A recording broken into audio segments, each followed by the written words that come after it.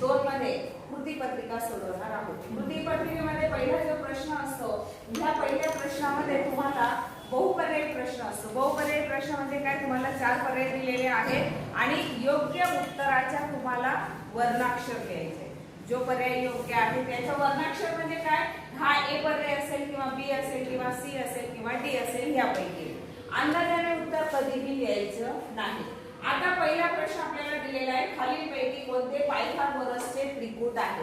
पायथागोरसचे त्रिकूट कशाला म्हणतात की जर समजा तुम्हाला 3 संख्या दिलेल्या असतील, समजा 1 2 5 संख्या दिलेल्या आहेत, पायथागोरसचे त्रिकूट ओळखत असताना मोठी संख्या जो आहे त्या मोठ्या संख्येचा वर्ग करा बरोबर इतर ज्या लहान 2 संख्या आहेत त्यांचा वर्ग करा। 5 चा वर्ग किती येतो 25, 1 चा वर्ग किती येतो 1 आणि 2 चा वर्ग किती येतो 4। 25 बरोबर 4 अधिक 1 5 येतो का? 25 बरोबर 5 लिहू शकतो आपण? नाही लिहू शकत ना। 25 आणि 5 बरोबर नाही, म्हणजे हे पायथागोरसचे त्रिकूट नाही। अशा पद्धतीने तुम्हाला 1 5 10 3 4 5 2 2 2 आणि 5 5 2 या संख्या दिलेल्या आहेत। पैकी 2 2 2 हे उत्तर येणारच नाही, कारण 2 चा वर्ग 4 बरोबर 4 अधिक 4 8 येईल का? नाही। आणि शक्यतो हे एक गुणांच्या उदाहरणाने आपल्याला त्रिकूट पाठ पाहिजे किंवा मग पटकन सांगता यायला पाहिजे। याच्यामध्ये आपण हे येणार नाही हे माहिती आहे, हे देखील येणार नाही, कारण दोन्ही संख्या समान आहेत, 2 बाजूंची लांबी समान आहे। आता आपल्याला ह्या दोघांपैकी उत्तर शोधायचे आहे। 1 5 आणि 10, 1 5 आणि 10। मोठी संख्या कोणती आहे 10। 10 चा वर्ग किती येतो 100। 1 चा वर्ग अधिक 5 चा वर्ग, उरलेल्या 2 बाजू, 1 चा वर्ग 1 5 चा वर्ग 25, 25 आणि 1 26 येईल का? येणार नाही। राहिला कोणतं 3 4 5 आणि 5। 5 चा वर्ग मोठी संख्या 5, 5 चा वर्ग 25, इतर 2 संख्या 3 चा वर्ग अधिक 4 चा वर्ग। 3 चा वर्ग किती येतो 9, 4 चा वर्ग किती येतो 16, 9 अधिक 16 25 येतात 25, दोन्ही बाजूला 25 मिळाले, म्हणजे हे पायथागोरसचं त्रिकूट आहे। याचा पर्याय कोणता आहे? कोणता आहे पर्याय? बी। बी कोणता आहे? बी। बी हे उत्तर आलं। दुसरा प्रश्न बघा, एकमेकांना बाहेरून स्पर्श करणाऱ्या 2 वर्तुळांना जास्तीत जास्त किती सामायिक स्पर्शिका काढता येतील? समजा हे पहिलं वर्तुळ आपण काढलं, त्याला बाहेरून स्पर्श करणारं दुसरं वर्तुळ आपण काढलं, यांना सामायिक स्पर्शिका। सामायिक स्पर्शिका म्हणजे काय, किती स्पर्शिका पहिल्या वर्तुळालाही स्पर्श करणारी पाहिजे, ती स्पर्शिका दुसऱ्या वर्तुळालाही स्पर्श करणारी पाहिजे। किती काढता येतील? किती काढता येतील? फक्त 1। किती काढता येतील? 1। समजा आपण 2 हे उत्तर लिहिलं, एक स्पर्शिका इकडून काढली तर ही दुसऱ्या वर्तुळाला स्पर्श करते आहे का? इकडून काढली दुसऱ्या वर्तुळाला स्पर्श करेल का? नाही। फक्त किती स्पर्शिका काढता येतात? 1। म्हणून याचं उत्तर काय आलं? 1। पर्याय 1। पर्याय 1। आता तिसरा प्रश्न, काटकोन त्रिकोणात काटकोन करणाऱ्या बाजूंच्या वर्गांची बेरीज 169 असेल तर त्याच्या कर्णाची लांबी किती? एखादा त्रिकोण हा समजा काटकोन त्रिकोण आहे, या त्रिकोणाला नाव आपण दिलं त्रिकोण ABC, याचा कोन B हा 90 अंशाचा आहे। मग त्रिकोण ABC मध्ये ही बाजू आपण A मानली, ही बाजू आपण B मानली आणि ही बाजू C मानली, तर पायथागोरसचे प्रमेय काय आहे की काटकोन त्रिकोणामध्ये कर्ण वर्ग हा किंवा कर्णाची जी लांबी आहे त्या कर्णाच्या लांबीचा वर्ग हा इतर उरलेल्या 2 बाजूंच्या लांबीच्या वर्गा इतका असतो। म्हणजे आपण काय लिहिणार a वर्ग अधिक b चा वर्ग।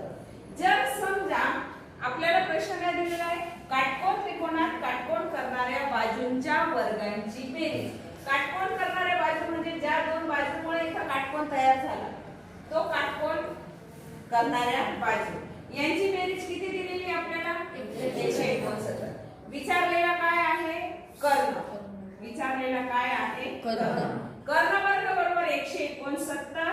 दोन्ही बाजूला वर्गमूळ घेऊन दोन्ही बाजूला वर्गमूळ घेऊन कर्णवर्गाचं वर्गमूळ आलं फक्त कर्ण आणि 169चं वर्गमूळ किती येतं 13.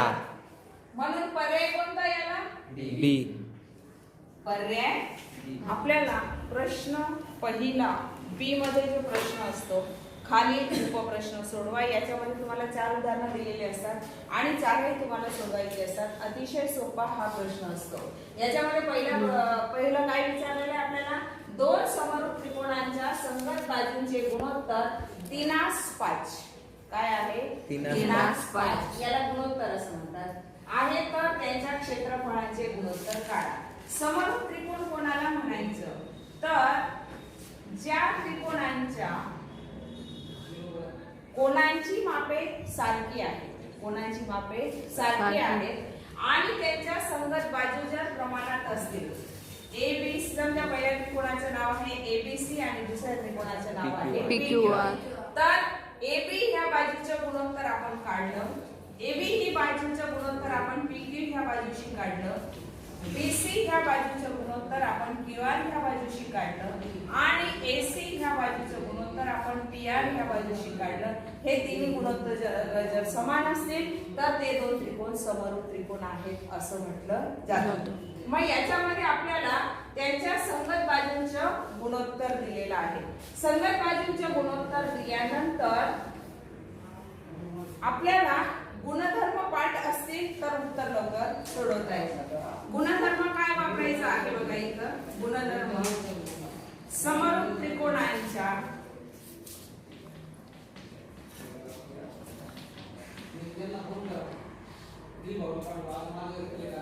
क्षेत्रफळांचे गुणोत्तर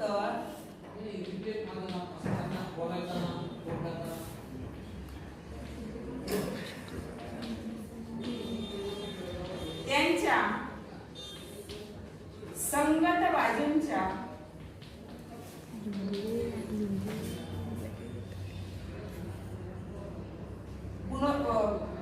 संगत बाजूंच्या वर्गांच्या गुणोत्तरा एवढे असतात.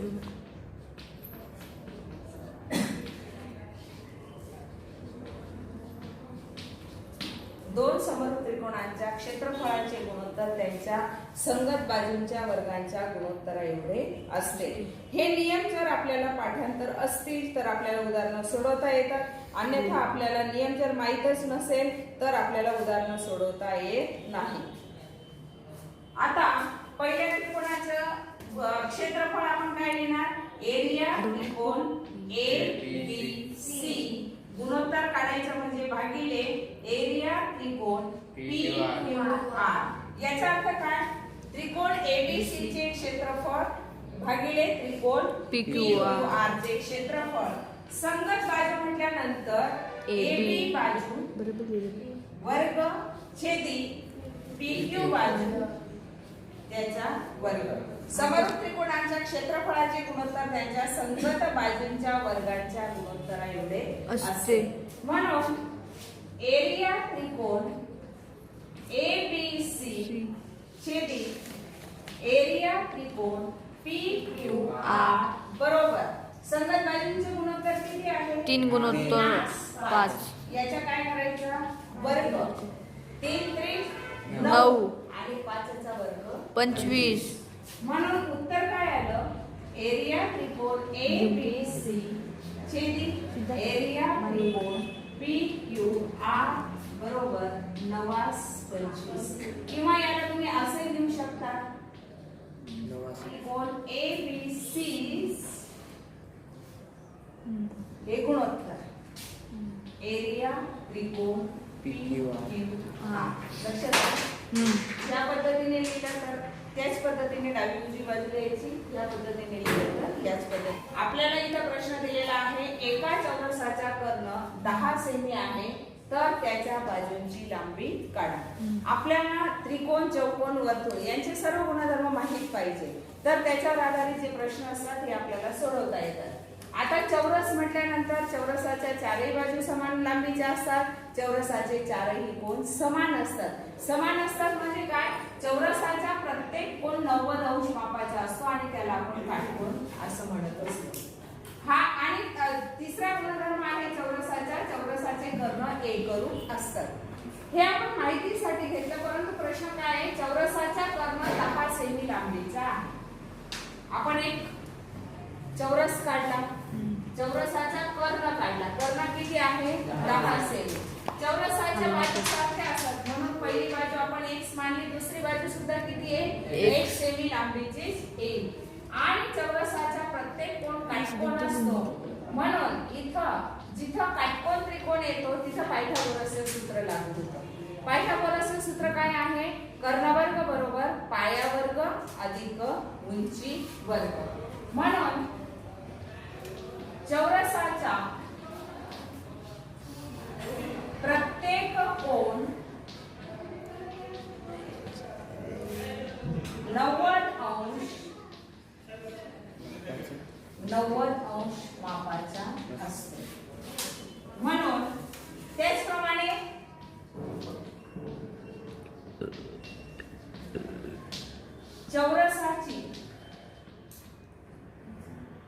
चौरसाच्या चारही बाजू एकरूप असतात. चौरसाच्या चारही बाजू एकरूप असतात.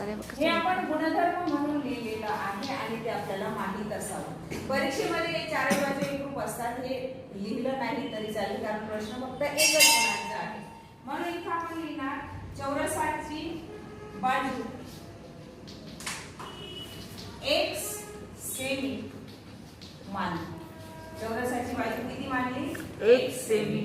आणि चौरसाचा कर्ण किती दिलेला आहे आपल्याला? 10 सेमी. म्हणून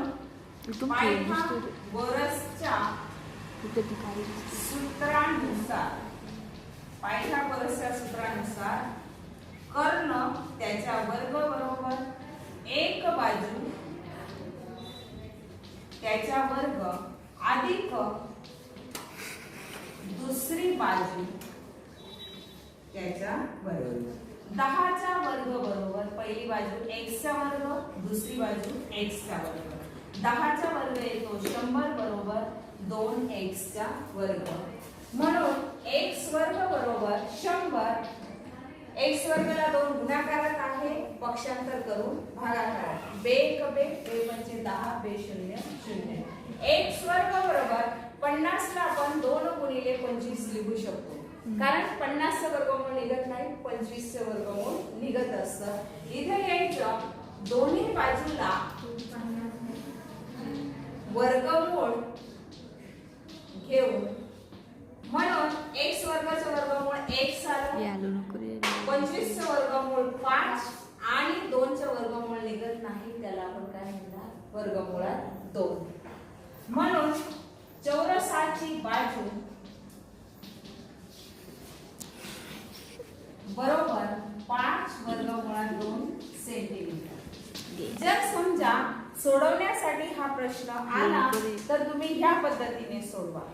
सोडवण्यासाठी आला की म्हणजे 3 गुणांसाठी वगैरे जर आला तर. परंतु जर समजा एकच गुणांसाठी प्रश्न आहे तर तुम्हाला सूत्र माहित पाहिजे की चौरसाची बाजू कर्णाच्या की त्या त्रिकोणामध्ये हा कोण तर 90 अंश मापाचा आहे. इकडे फळ्या मी शिकवत असताना फळ्याकडे बघायचं. हा कोण 90 अंशाचा आहे म्हणजे हा काटकोन त्रिकोण आहे. हा 90 नंतर हे जे 2 आहेत हे दोन्ही समान मापाचे म्हणजे 45 अंश मापाचे आहेत. तेव्हा त्याला समद्विभुज त्रिकोण म्हणतात. कोणता त्रिकोण म्हणायचं त्याला? समद्विभुज त्रिकोण. समद्विभुज त्रिकोण म्हणजे या 45 मापासमोरची ही बाजू आणि या 45 समोरची ही बाजू दोन्ही समान मापाच्या आहेत. सम म्हणजे सारखे, द्वि म्हणजे 2. ज्या काटकोन त्रिकोणाच्या 2 बाजू समान मापाच्या असतात त्याला समद्विभुज त्रिकोण म्हणतात.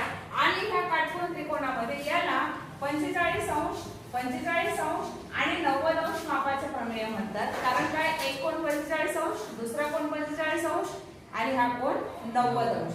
मग याच्यामध्ये नियम काय आहे की या समद्विभुज काटकोन त्रिकोणामध्ये काटकोन करणारी प्रत्येक बाजू म्हणजे ही बाजू किंवा ही बाजू कर्णाची जी लांबी आहे या लांबीचा 1/2 पट असते.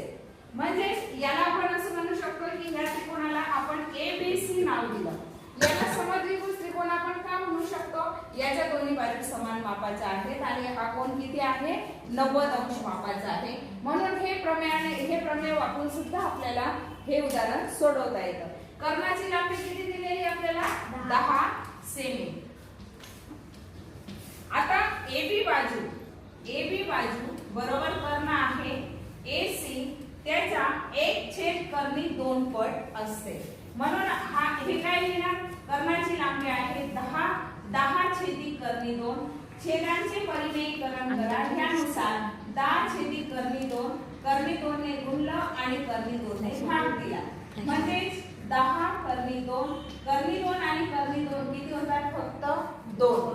वर्गमुळात 4, 4चे वर्गमूळ 2. बे 1 बे, बे 5 10 किती आली, 5 कर्णी 2 सेम उत्तर आलं.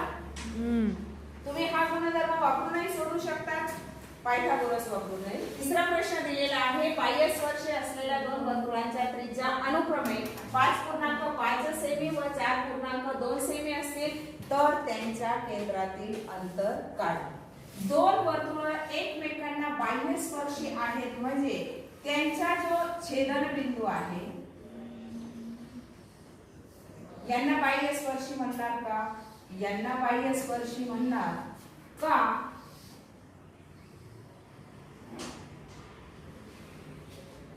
यांना बाह्य स्पर्शी म्हणणार. ते एक नंबर हे काय आहे, बाह्य स्पर्शी वर्तुळ आहे. दोन वर्तुळ जेव्हा बाह्य स्पर्शी असतात तेव्हा त्या वर्तुळांच्या दोन्ही केंद्रबिंदू, पहिल्या वर्तुळाचा केंद्रबिंदू O आहे, दुसऱ्या वर्तुळाचा केंद्रबिंदू समजा P आहे आणि हे एका सरळ रेषेत असतात आणि यांच्यावरच त्यांच्या छेदनबिंदू, आपण याला M म्हणूया, छेदनबिंदू M असतो. पहिल्या वर्तुळाची त्रिज्या समजा R1 असेल आणि दुसऱ्या वर्तुळाची त्रिज्या R2 असेल तर दोघांमधलं अंतर किती होईल, हे एक रेषीय बिंदू आहे, बिंदू O, बिंदू M आणि बिंदू P. हा एकच बिंदू आहे बाह्य स्पर्श. यांच्यातला आपल्याला OP अंतर काढायचं असेल तर आपण काय करणार, OP अंतर काढायचंय आपण OM अधिक MP करणार ना, म्हणजे R1 अधिक R2 दोन्ही वर्तुळांच्या त्रिज्यांची काय करणार, बेरीज करणार. आणि ज्यावेळेस आंतरस्पर्शी वर्तुळ असतात तेव्हा R1 वजा R2 वर्तुळांच्या त्रिज्येची वजाबाकी करायची. दोन वर्तुळ बाह्य स्पर्शी असतील तर त्यांच्या केंद्रातील अंतर काढण्यासाठी त्रिज्यांची बेरीज करा. वर्तुळ जर आंतरस्पर्शी असतील तर त्यांच्या केंद्रातील अंतर काढण्यासाठी त्रिज्यांची वजाबाकी करा. गुणधर्म लिहायचा, दोन बाह्य स्पर्शी वर्तुळांच्या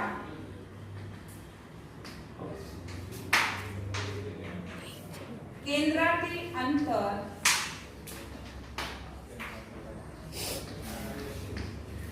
त्यांच्या त्रिज्यांच्या बेरजे एवढे असते.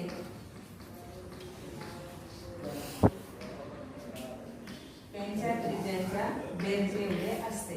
म्हणून R1 आपल्याला दिलेला आहे 5.5 सेमी आणि R2 आपल्याला दिलेला आहे 4.2 सेमी. R1 दिलेला आहे 5.5 सेमी, R2 दिलेला आहे 4.2 सेमी.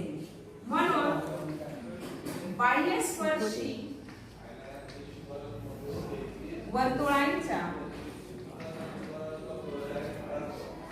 केंद्रातील अंतर बरोबर R1 अधिक R2. R1 ची किंमत किती आहे आपल्याकडे 5.5 सेमी. R2 ची किंमत किती आहे? 4.2 सेमी. आता ज्यावेळेस दशांश अपूर्णांकांची बेरीज करायची असते त्यावेळेस वाचून दोन. दशांश चिन्हाच्या खाली दशांश चिन्ह आले पाहिजे. दशांश चिन्हाच्या दुखते शिंदे. डावीकडचे जो पूर्णांक संख्या असेल डावीकडे उजवीकडची संख्या उजवीकडे. 5 अधिक 2 7. दशांश चिन्हाच्या खाली दशांश चिन्ह. 5 अधिक 4 9. 9.7. प्रश्न दिलेला आहे. एका त्रिकोणाचा पाया 9 आणि उंची 5 आहे. दुसऱ्या त्रिकोणाचा पाया 10 आणि उंची 6 आहे. तर त्रिकोणाच्या क्षेत्रफळाचे गुणोत्तर काढा. ज्यावेळेस तुम्हाला दोन त्रिकोण दिलेले असतील ते त्रिकोण कुठल्याही मापाचे असतील परंतु जर त्रिकोण दिलेले असतील तर पहिल्या त्रिकोणाला आपण नाव दिलं ABC, दुसऱ्या त्रिकोणाला आपण नाव दिलं PQ. पहिल्या त्रिकोणाचा पाया BC आणि उंची समजा AB आहे. दुसऱ्या त्रिकोणाचा पाया QR आणि उंची PS आहे. तो आपल्याला हा गुणधर्म माहित पाहिजे. दोन त्रिकोणांच्या क्षेत्रफळांचे गुणोत्तर त्यांचा पाया आणि संगत उंची यांच्या गुणाकाराच्या गुणोत्तरा एवढे असेल. म्हणून आपल्याला पहिल्या त्रिकोणाचा 10 आणि उंची किती मानली? 6 बरोबर 6. आपल्याला गुणधर्म माहित पाहिजे. गुणधर्म आहे दोन त्रिकोणांच्या दुखते बरं का त्यांची दुसऱ्या साईडला. क्षेत्रफळांचे गुणोत्तर इथून दुःख लागू.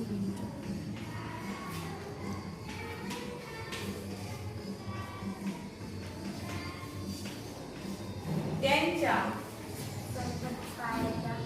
संगत पाया आणि उंची यांच्या गुणाकाराच्या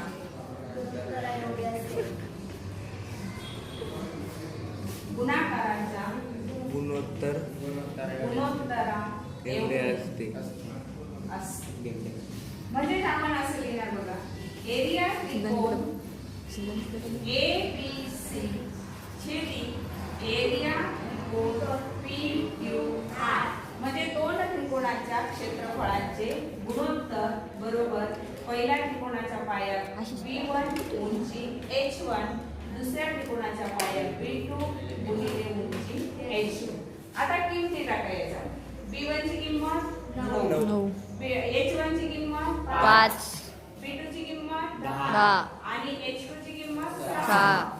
ज्या ज्या संख्यांना भाग जातो तो द्यायचा आहे तुम्हाला.